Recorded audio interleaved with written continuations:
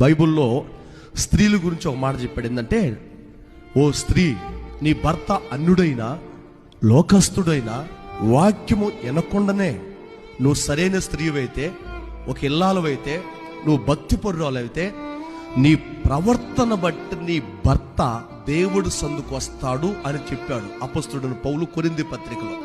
వాక్యం వినాల్సిన పని లేదు మీ ఆయన. నీ ప్రవర్తనే వాక్యం, నీ ప్రవర్తనే దేవుడి యొక్క శక్తి. అంటే ఈ అమ్మాయి చర్చికి వెళ్తుంది, పరిశుద్ధంగా ఉంటుంది, నీతి కలిగి ఉంటుంది, భక్తి కలిగి ఉంటుంది. ఈమె చూపు, మాట, నడక అంతా మారిపోయింది. ఇంతకుముందు మమ్మన చూస్తే కొరకొరలాడేది, ఇప్పుడు చాలా నాకంటే ఎక్కువ మమ్మని చాలా ప్రేమగా ప్రేమిస్తుంది. అత్తని తల్లి కంటే ఎక్కువ చూసుకుంటుంది. ఈమె డ్రెస్ మారింది, ఈమె పొదేశం మారిపోయింది, ఈమె మాట మారిపోయింది. ఎప్పుడు ఇంతకుముందు నా ఇంట్లో 10 మందిని పిలిచి రాజకీయం మాట్లాడేది, ఇప్పుడు అలాంటిది ఏమీ లేదు. ఒకవేళ నా భార్య దగ్గర 4 కూర్చుంటే యేసు ప్రభు మాట మాత్రమే మాట్లాడుతుంది.